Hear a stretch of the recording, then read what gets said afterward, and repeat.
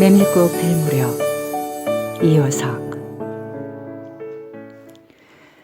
여름장이란 애시당초에 글러서 해는 아직 중천에 있건만 장판은 벌써 쓸쓸하고 더운 햇발이 버려놓은 전 휘장 밑으로 등줄기를 후훅 볶는다. 마을 사람들은 거지 반 돌아간 뒤요 팔리지 못한 나무꾼 패가 길거리에 궁식거리고들 있으나 석유병이나 받고 고깃말이나 사는 조컬 이 축들을 바라보고 언제까지든지 버티고 있을 법은 없다. 추춥스럽게 날아드는 파리떼도 장난꾼 각다기들도 귀치 않다. 억둑배기요 왼손잡이인 대팀전의 허생호는 기어코 동업의 조선달에게 낚고 보았다. 그만 거둘까? 잘 생각했네. 봉평장에서 한 번이나 흐붓하게 사본 일 있을까 해. 내일 대화장에서가 한몫 벌어야겠네. 오늘 밤은 밤을 새서 걸어야 될걸. 달이 뜨렸다. 절렁절렁 소리를 내며 조선달이 그날 번 돈을 따지는 것을 보고 허생호는 말뚝에서 넓은 휘장을 걷고 버려놓았던 물건을 거두기 시작하였다. 무명필과 주단바리가 두 고리짝에 꽉 찼다. 멍석 위에는 천조각이 어수선하게 남았다. 다른 축들도 벌써 거진 전들을 걷고 있었다. 약바르게 떠나는 패도 있었다. 어물장수도 땜장이도 엿장수도 생강장수도 꼴들이 보이지 않았다. 내일은 진부와 대화의 장이 선다. 축들은 그 어느 쪽으로든지 밤을 새며 6, 70리 밤길을 타박거리지 않으면 안 된다. 장판은 잔치 뒷마당같이 어수선하게 벌어지고 술집에서는 싸움이 터져 있었다. 주정꾼 욕짓거리에 섞여 계집의 앙칼진 목소리가 짖어졌다. 장날 저녁은 정해놓고 계집의 고함소리로 시작되는 것이다. 생원, 시침을 때도 다 안 해. 중짓집 말이야. 계집 목소리로 문득 생각난 듯이 조선달은 삐죽이 웃는다. 화중지병이지. 연소패들을 적수로 하고야 대거리가 돼야 말이지. 그렇지도 않을걸. 축들이 사족을 못 쓰는 것도 사실은 사실이나 아무리 그렇다곤 해도 왜 그 동이말을 쎄? 깜쪽같이 충주집을 후리 눈치거든. 뭐 그 애숭이가? 물건 가지고 낚고 왔나 보지. 작실한 녀석인 줄 알았더니. 그 길만은 알 수 있나? 국리 말고 갑옷에나 그려. 내 한턱 씀새. 그다지 마음이 당기지 않는 것을 쫓아갔다. 허생호는 계집과는 연분이 멀었다. 억두빼기 상판을 대어설 숙기도 없었으나 계집편에서 정을 보는 적도 없었고 쓸쓸하고 뒤틀린 반생이었다. 충주집을 생각만 하여도 철없이 얼굴이 붉어지고 발밑이 떨리고 그 자리에 서술아쳐 버린다. 충주집 때문에 들어서서 술자석에서 짜장 동이를 만났을 때에는 어찌된 서술인지 발끈 화가 나버렸다. 상의의 붉은 얼굴을 쳐들고 제법 괴직과 농탕 지는 것을 보고서야 견딜 수 없었던 것이다. 녀석이 제법 난질꾼인데 꼴사납다. 머리에 피도 안 마른 녀석이 낮부터 술 처먹고 괴직과 농탕이야.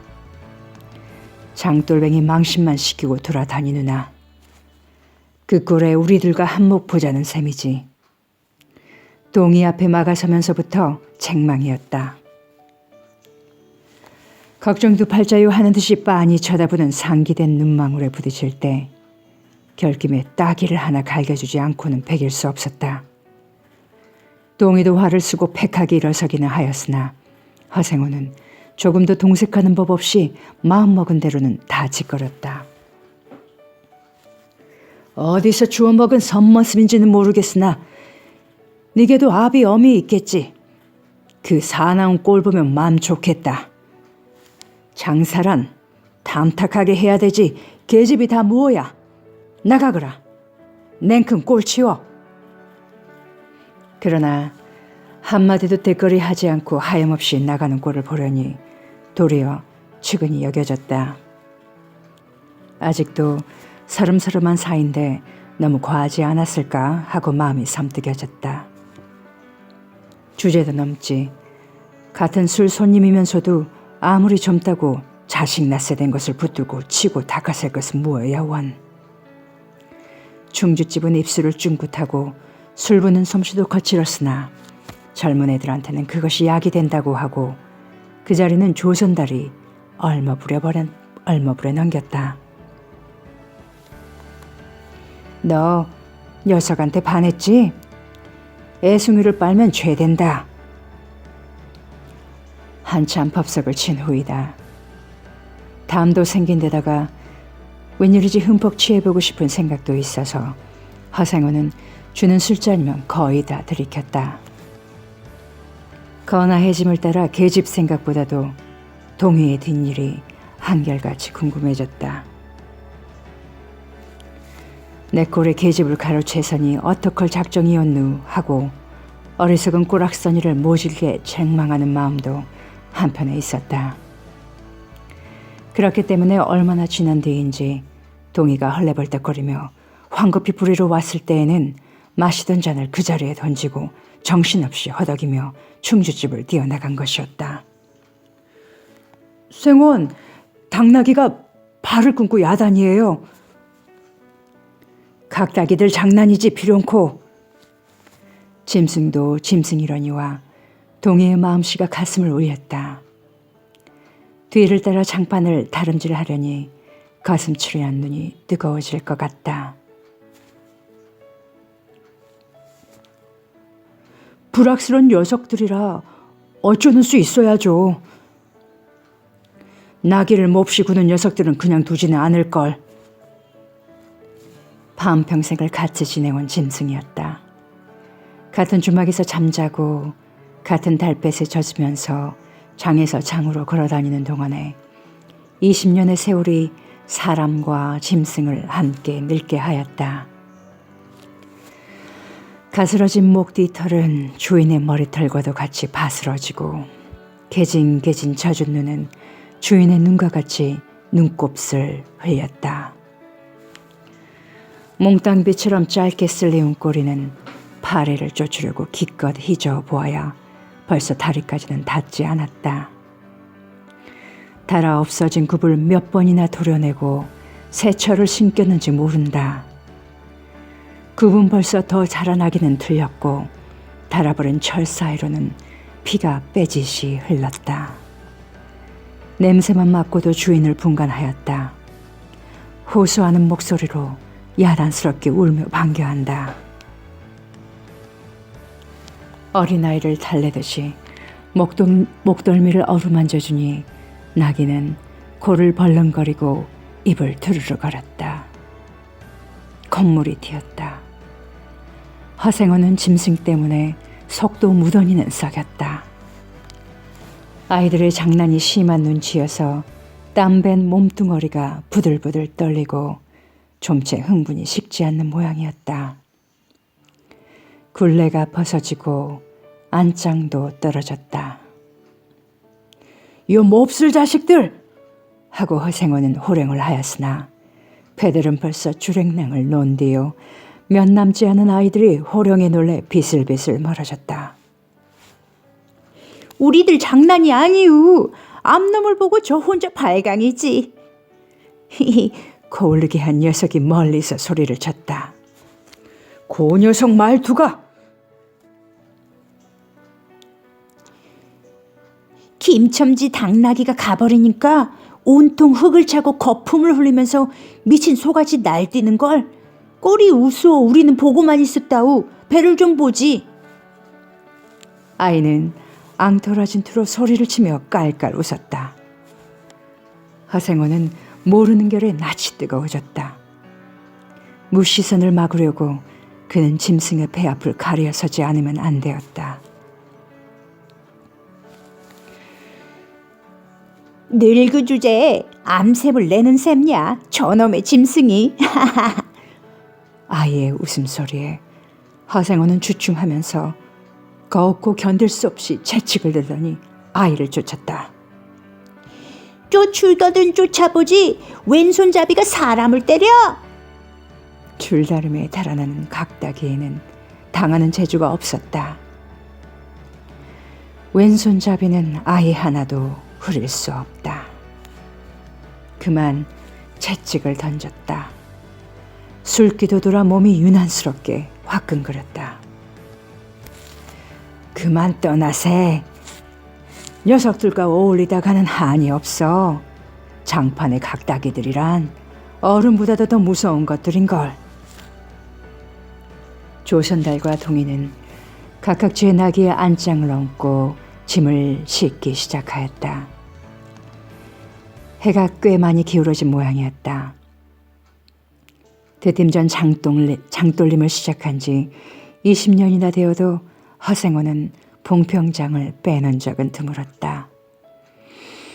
충주, 제천 등의 이웃군에도 가고 멀리 영남 지방도 헤매기는 하였으나 강릉쯤에 물건하러 가는 외에는 처음부터 끝까지 군내를 돌아다녔다. 닷새만큼씩의 장날에는 달보다도 확실하게 면에서 면으로 건너간다. 고향이 청주라고 자랑삼아 말하였으나 고향에 돌보러 간 일도 있는 것 같지는 않았다. 장에서 장으로 가는 길의 아름다운 강산이 그대로 그에게는 그리운 고향이었다. 반날 동안이나 뚜벅뚜벅 걷고 장터 있는 마을에 거지 반 가까웠을 때 거친 나귀가 한바탕 우렁차게 울면 더구나 그것이 저녁녘이어서 등불들이 어둠 속에 깜빡거릴 무렵이면 늘 당하는 것이건만 허생호는 변치 않고 언제든지 가슴이 뛰놀았다. 젊은 시절에는 알뜰하게 벌어 돈푼이나 모아둔 적도 있기는 있었으나 읍내에 백중이 열리네 호탕스럽게 놀고 투전을 하고 하여 사흘 동안에 다 털어버렸다. 나귀까지 팔게 된 판이었으나 애끓는 정분에 그것만은 이를 물고 단념하였다. 결국 도로 아미타물로 장돌림을 다시 시작할 수밖에 없었다. 짐승을 데리고 읍내를 도망해 나왔을 때에는 너를 팔지 않기에 다행이었다고 길가에서 울면서 짐승의 등을 어루만졌던 것이었다. 빚을 지기 시작하니 재산을 모을 염은 당초에 틀리고 간신히 입에 불치를 하러 장에서 장으로 돌아다니게 되었다. 호탕스럽게 놀았다고는 하여도 계집 하나 후려보지는 못하였다. 계집이란 쌀쌀하고 매정한 것이다. 평생 인연이 없는 것이라고 신세가 서글퍼졌다. 일신에 가까운 것이라고는 언제나 변함없는 한필의 당나귀였다. 그렇다고 하여도 꼭 한 번의 첫 일을 잊을 수는 없었다. 뒤에도 처음에도 없는 단 한 번의 괴이한 인연. 봉평에 다니기 시작한 젊은 시절의 일이었으나 그것을 생각할 적만은 그도 삼보람을 느꼈다. 달밤이었으나 어떻게 해서 그렇게 됐는지 지금 생각해도 도무지 알 수 없어. 하생어는 오늘 밤도 또 그 이야기를 끄집어내려는 것이다. 조선달은 친구가 된 일에 귀에 못이 박히도록 들어왔다. 그렇다고 실증은 낼 수도 없었으나 하생어는 시치미를 떼고 대풀이 할 대로는 대풀이 하고야 말았다. 달밤에는 그런 이야기가 격에 맞거든. 조선달 편을 바라는 보았으나 물론 미안해서가 아니라 달빛에 감동하여서였다. 이지라는 졌으나 보름을 같이 난 달은 부드러운 빛을 흠붓이 흘리고 있다. 대화까지는 80리의 반길. 고개를 둘이나 넘고 개울을 하나 건너고 벌판과 산길을 걸어야 된다. 다른 집은 긴 산허리에 걸려있다. 밤중을 지난 무렵인지 죽은 듯이 고요한 속에서 짐승 같은 달의 숨소리가 손에 잡힐 듯이 들리며 콩포기와 옥수수 잎새가 한층 달에 푸르게 젖었다. 산허리는 온통 메밀밭이어서 피기 시작한 꽃이 소금을 뿌린 듯이 흐뭇한 달빛에 숨이 막힐 지경이다. 붉은 대공이 향기같이 애잔하고 아기들의 걸음도 시원하다. 길이 좁은 까닭에 세 사람은 나귀를 타고 외줄로 늘어섰다. 방울소리가 시원스럽게 딸랑딸랑 메밀밭계로 흘러간다. 앞장선 허생원의 이야기 소리는 꽁무니에 선 동희에게는 확적이는 안 들렸으나 그는 그대로 개운한 제못에 적적하지는 않았다. 장선 꼭 이런 날 밤이었네. 객죽집 도방이란 무더워서 잠이 들어야지. 밤중은 돼서 혼자 일어나 개울가에 목욕하러 나갔지. 봉평은 지금이나 그제나 마찬가지지. 보이는 곳마다 메밀밭이어서 개울가가 어디 없이 하얀 꽃이야. 돌밭에 벗어도 좋을 것을 달이 너무나 밝은 까닭에 옷을 벗으러 물방앗간으로 들어가지 않았나. 이상한 일도 많지. 거기서 난데없는 성서방네 처녀와 마주쳤단 말이네. 봉평서야 제일 가는 일색이었지. 팔자에 있었나 보지. 아무렴 하고 응답하면서 말머리를 아끼는 듯이 한참이나 담배를 빨 뿐이었다. 구수한 자줏빛 연기가 방 기운 속에 흘러서는 녹았다. 날 기다린 것은 아니었으나 그렇다고 달리 기다리는 논팽이가 있는 것도 아니었네. 처녀는 울고 있단 말이야. 짐작은 되고 있으나 성서방네는 한창 어려워서 들고 날판인 때였지. 한 집안 일이니 딸에겐들 걱정이 없을 리 있겠나. 좋은 데만 있으면 시집도 보내련만 시집은 죽어도 싫다지. 그러나 처녀라는 울때같이 정을 끄는 때가 있을까?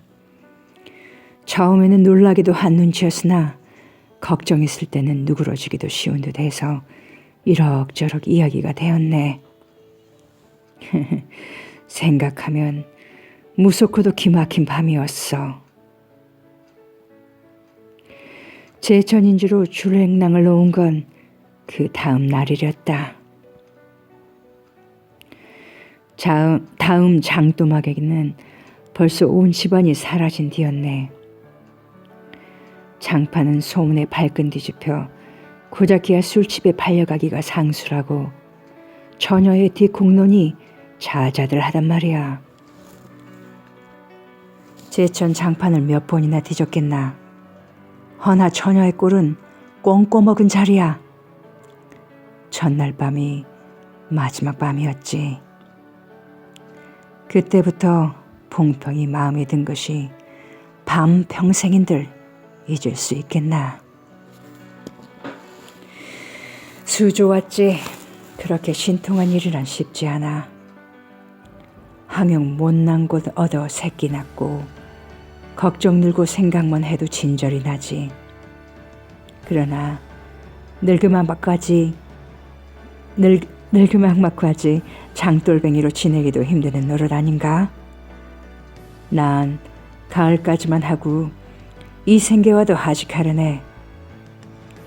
대야쯤에 조그만 전방이나 하나 버리고 식구들을 부르겠어. 사시상천 두벅두벅 걷기란 여간이래야지. 애처녀나 만나면 같이나 살까? 난 거꾸러질 때까지 이 길 걷고 저 달 볼 테야. 산길을 벗어나니 큰 길로 튀어졌다. 꽁무니의 동이도 앞으로 나서 나귀들은 가로우 늘어섰다.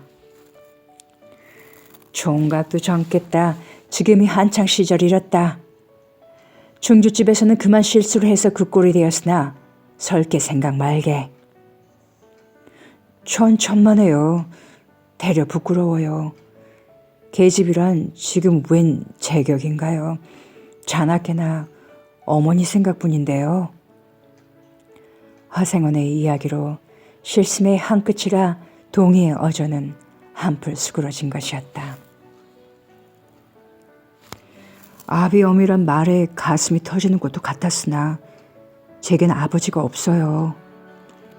피부치라고는 어머니 하나뿐인걸요. 돌아가셨나? 네, 당초부터 없어요. 그런 법이 세상에. 생원과 선달이 야단스럽게 껄껄이들 웃으니 동희는 정색하고 우길 수밖에 없었다. 부끄러워서 말하지 않으려 했으나 정말이에요. 제천촌에서 달도 차지 않은 아이를 낳고 어머니는 집을 쫓겨났죠. 우스운 이야기나 그렇기 때문에 지금까지 아버지 얼굴도 본 적 없고 있는 고장도 모르고 지내와요. 고개가 앞에 놓인 까닭에 세 사람은 나귀를 내렸다. 둔덕은 험하고 입을 벌리기도 대근하여 이야기는 한동안 끊졌다. 나귀는 건듯하면 미끄러졌다. 화생호는 숨이 차 몇 번이고 다리를 쉬지 않으면 안 되었다. 고개를 넘을 때마다 나이가 알렸다. 동이 같은 젊은 축이 그지없이 부러웠다.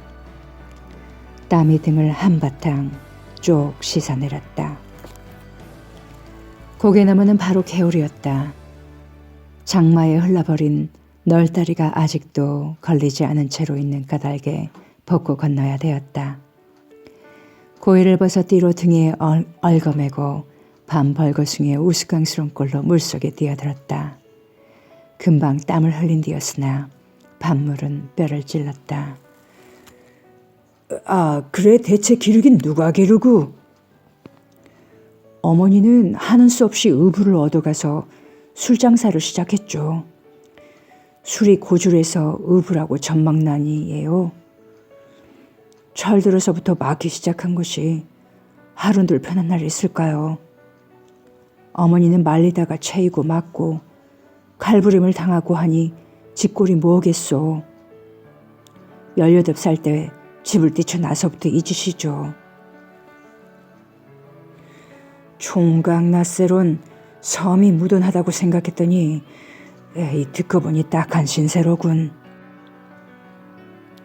물은 깊어 허리까지 찼다. 속물살도 어지간히 센 데다가 발에 채이는 돌멩이도 미끄러워 금시에 훔칠 듯 하였다. 나귀와 조선달은 재빨리 거의 건넜으나 동이는 허생원을 붙드느라고 두 사람은 벌써 떨어졌다. 모친의 친정은 원래부터 제천이었던가? 웬걸요. 시원술이 말은 안 해주나 봉평이라는 것만은 들었죠. 봉평. 아, 그래 그 아비성은 무엇이고? 알 수 있나요? 도무지 듣지를 못했으니까. 그렇겠지. 하고 중얼거리며 흐려지는 눈을 까물까물 하다가 화생호는 경망하게도 발을 비디디었다. 앞으로 고꾸라지기가 바쁘게 몸째 풍덩 빠져버렸다. 허이적거릴수록 몸을 걷잡을 수 없어 동이가 소리를 치며 가까이 왔을 때에는 벌써 퍼그나 흘렀었다. 옷째 쫄딱 젖으니 물에 젖은 개보다도 참혹한 꼴이었다. 동이는 물속에서 어른을 햅깝게 업을 수 있었다. 젖었다고는 하여도 여인 몸이라 장정 등에는 오히려 가벼웠다. 이렇게까지 해선 안 됐네. 내 오늘은 정신이 빠진 모양이야. 염려하실 것 없어요. 아, 그래.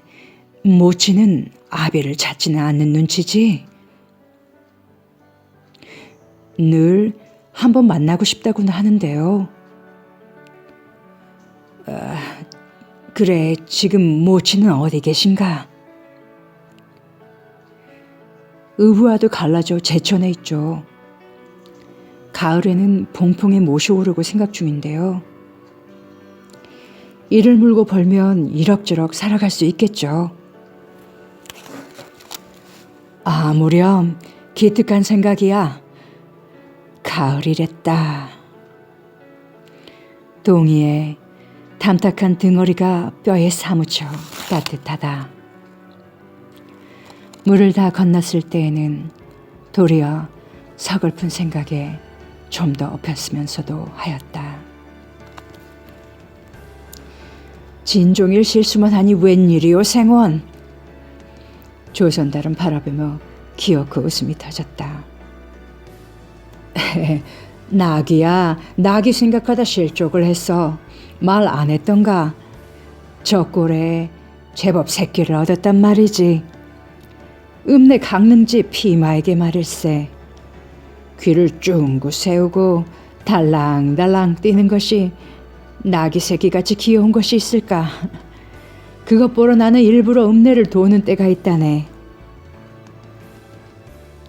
사람을 물에 빠뜨릴 젠 따는 대단한 낙이 새끼군. 허생호는 젖은 옷을 웬만큼 짜서 입었다. 이가 덜덜 갈리고 가슴이 떨리며 몹시도 추웠으나 마음은 알 수 없이 둥실둥실 가벼웠다. 주마까지 부지런히들 가세나. 뜰에 불을 피우고 후후시 쉬어. 나귀에겐 더운 물을 끓여주고. 내일 대화장 보고는 제천이다. 생원도 제천으로? 오래간만에 가보고 싶어. 동행하려나 동이? 나귀가 걷기 시작하였을 때 동이의 채찍은 왼손에 있었다. 오랫동안 아독신이 같이 눈이 어둡던 허생원도 요번만은 동이의 왼손잡이가 눈에 띄지 않을 수 없었다.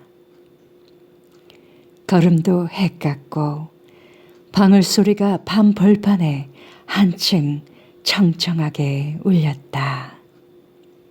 달이 어지간히 기울어졌다.